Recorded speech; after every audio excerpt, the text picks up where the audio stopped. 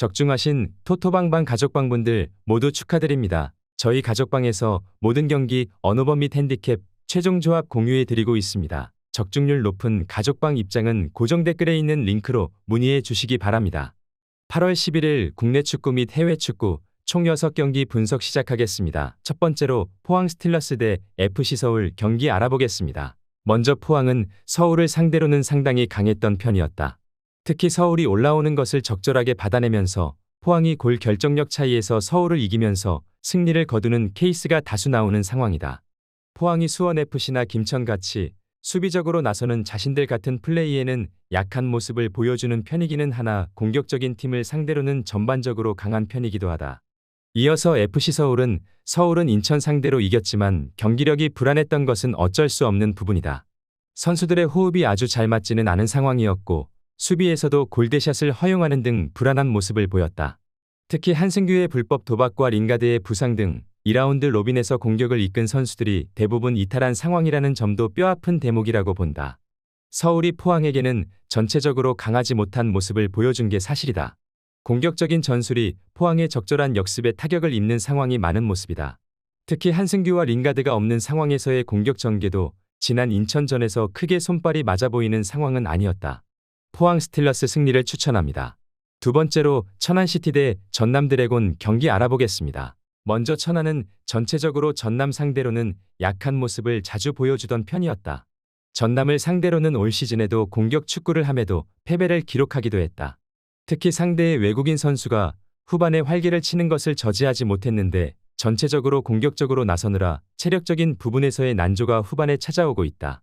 최근 4경기에서 허용한 11실점은 모두 후반에 허용하기도 한 것이기도 하다.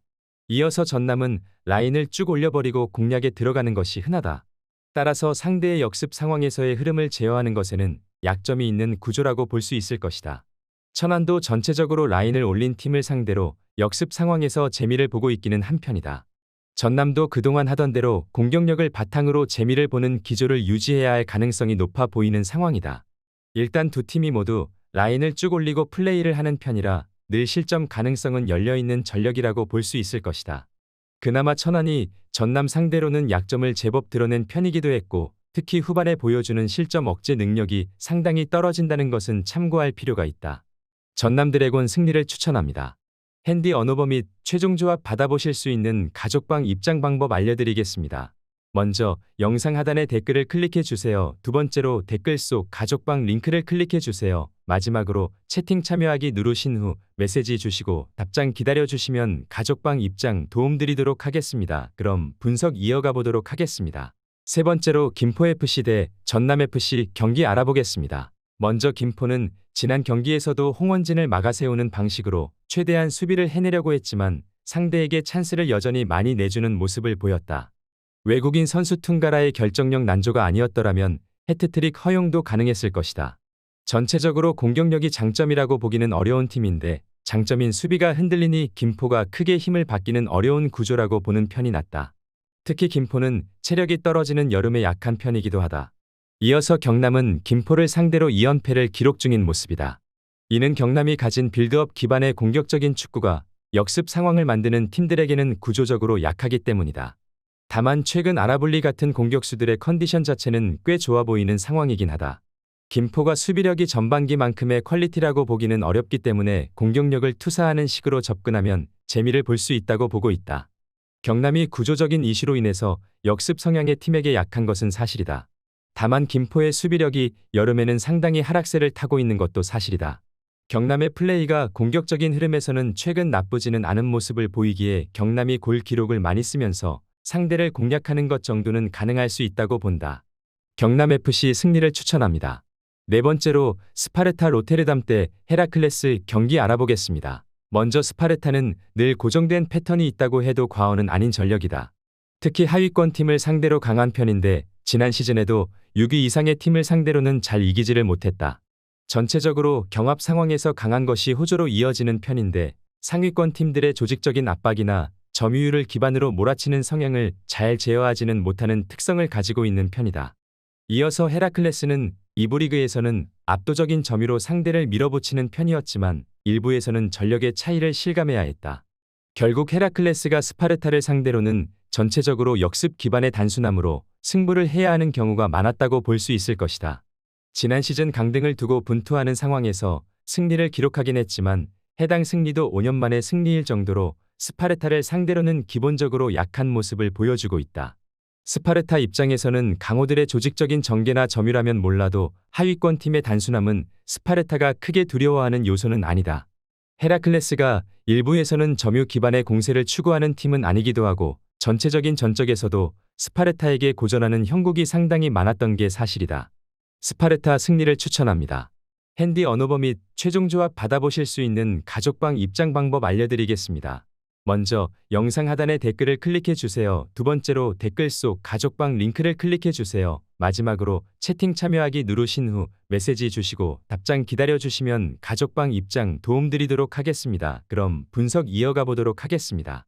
다섯 번째로 위트레흐트 대 즈볼레 경기 알아보겠습니다. 먼저 위트레흐트는 하위 전력이다 싶은 팀을 만나면 공격성을 상당히 보여주려고 하는 편이다.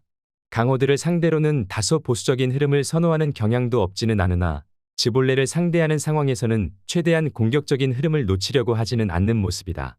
물론 위트레흐트의 수비력이 이에 맞추어서 들쭉날쭉한 성향을 보이는 경우도 없지는 않은데 그래도 즈볼레 상대로 홈에서 2경기 연속 5득점을 기록하는 등 공격력이 상당히 좋은 모습을 보여주기도 했다.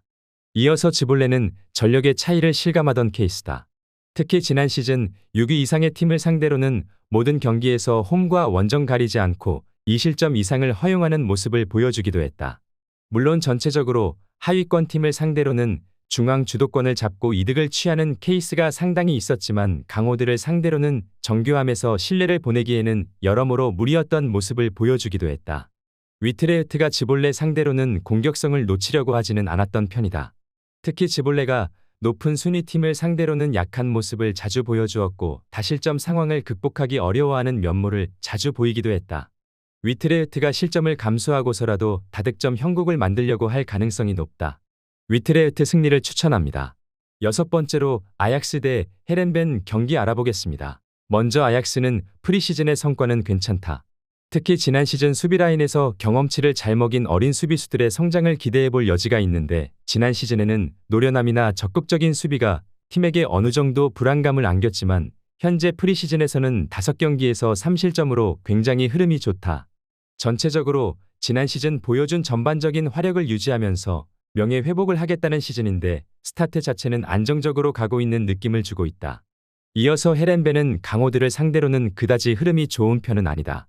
특히 강호들을 상대로도 상당히 높은 수준의 공격성을 띠는 성향이라서 늘 수비적으로 말썽을 부리는 경우가 잦은 모습이다. 지난 시즌 아약스를 상대로 역사상 첫 승리를 거둔 케이스도 있었지만 그것도 상당히 난전 상황이 짙었다. 그나마 해당 경기들도 홈이었고 지난 시즌 6위 이상 팀을 상대로는 원정 전패를 기록하는 모습도 있었던 게 사실이다.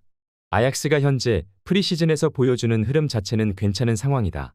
특히 공격력과 더불어 지난 시즌 경험치를 먹인 수비적인 선수들의 기량 상승도 노려볼 여지가 있을 것으로 보이는 상태로 보인다.